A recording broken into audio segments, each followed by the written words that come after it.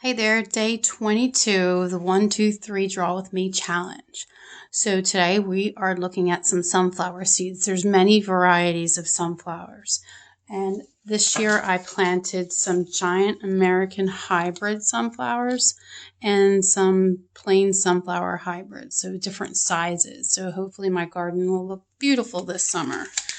And I noticed how different every sunflower seed really is. So these are the giant American and these are the sunflower mix. So you can see how this is the same package of seeds, but one is darker than the other. So they have different patterns on them. So being accurate is definitely not needed. So we're just going to draw it the way you want to draw it today.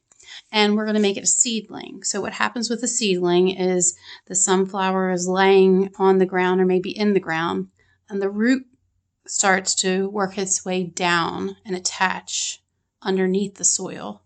And as the stem goes up, the sunflower seed opens and splits in half. And this half becomes one leaf. And sometimes they stick on there for a little while until the leaf gets bigger. And they fall to the ground. So this half was in that leaf, or that leaf was in this half, and this leaf was in that half. So if you plant your own sunflowers in just a short time, I think 7 days, they usually get to this point. So that's the point we're at today. And we're going to start with making the sunflower stem and root. So this is going to be the part that starts to poke the surface. So I'm going to make like a V. And then I'm going to have that V travel down to a point so it works its way underground. So we're really seeing what you don't see unless you rip the plant out of the ground. All right, so I'm going to make this V a little thinner and make it go inside a shell. So I'm going to make a shell now. So I'm going to make an egg shape. So seeds are usually egg-ish in shape. And a sunflower seed is a perfect example of that. Now, since the surface of the seed has a lot of imperfections, I'm going to start here at the base, the point, and I'm going to make a line going through it. And I'm going to add some other lines, kind of curve a little bit on this side and that side. And then some darker areas heading out. Maybe some of those lines can be thicker than others. I definitely noticed how the lines are thicker and thinner. And then there's darker patches at the base. And they're not perfect. Like there's actually like breaks in the lines and imperfections. All right, so I would say that shell is done. Now I'm going to make sure that the edge is nice and sharp. My pencil went like hard in that area. And I'm going to make and imitate the edge of that line with this one. So I've got the first leaf that is showing, and then I'm going to make a second leaf that's the same size, but it's not showing as much. So you see there's the leaf that's come out of the seed and it's starting to split open. So it's a lot of splitting that's happening. The shell splits, the leaves split. And then it would fall to the ground. So if this is the surface of my ground over here, I've got a little dirt from my other drawing over there, so I'll erase out a little patch. And I'm going to put the shell an oval shape. And since it's on its back, you might see some of the edge like a bowl. So just create like a little scoop underneath of it. And then we can make that dark and heavy. Now I'm going to incorporate color pencil with this drawing because it's really almost done already. Like these are, the drawing part is done, it's all shadowing.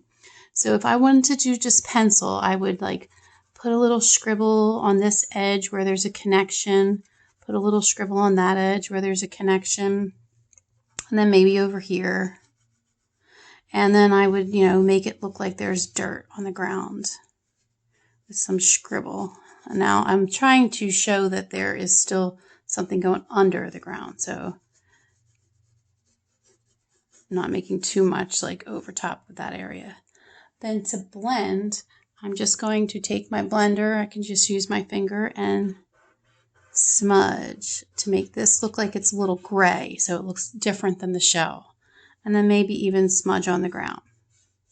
But since this was such an easy drawing, I want to put color pencil to it and give it some interest. So I'm going to start with a peach color pencil, and I'm going to color the back wall of the shell only with a peach color, or even like a light tan color. Pink could do too, so if that's what you have. So it's like the opening of the shell. And then I'll leave it more white on the inside. If you want to color just a little bit, you can. Now the stem has a darker color. It's almost a brownish when it goes underground. So I'm going to take a little bit of brown and add on one side of this. Little brown hint. And then there's little spikes that come off of these are future roots that are going to grow out. Now we're going to switch to some black color pencil. So on our final step for the seed itself, we want to make it have like some true black color in it, because that is what I see on the shell. So that black color pencil will make your pencil lines look richer. So I'm going to outline the lines that I really want to stand out as black, and my edges too. So back here, I'll get that line. I made sure my pencil was a little more sharp because a dull point on this won't give me details. All right, so that's done. And if I want to color the ground a little bit with some of this black, it'll look a little less gray and pencil-like, the graphite. Now the last thing I'm going to do is color the leaves. So I will take a light green and a dark green to color the leaves. And I'm going to imitate what I did with pencil to shadow with my darker green. So there's my two green colors. And you're going to press hard in some areas and then be gentle in other areas. I also think having a white color pencil handy is like my favorite thing to do with color pencil, is to put white on top. All right, so I'm going to start up here and color. Since it's the top, I'll make it the lightest because the light would hit that top, and then we'll increase the value on the edges. So I press so hard with color pencils. It's like a bad habit of mine. And some color pencils break easier than others. I'm using Crayola right now. I think they have nice color for not a big cost, because you could spend a lot of money on color pencils. All right, so right here, I am coloring heavier because that's an overlap, and then lighter in this area.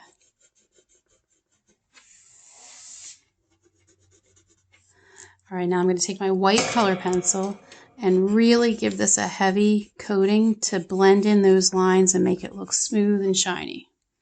Then I'm going to do the exact same thing with the other one, but before I do that, I'm going to make the darker green outline that overlap to give it that real look of a shadow that's making this one fall behind that one.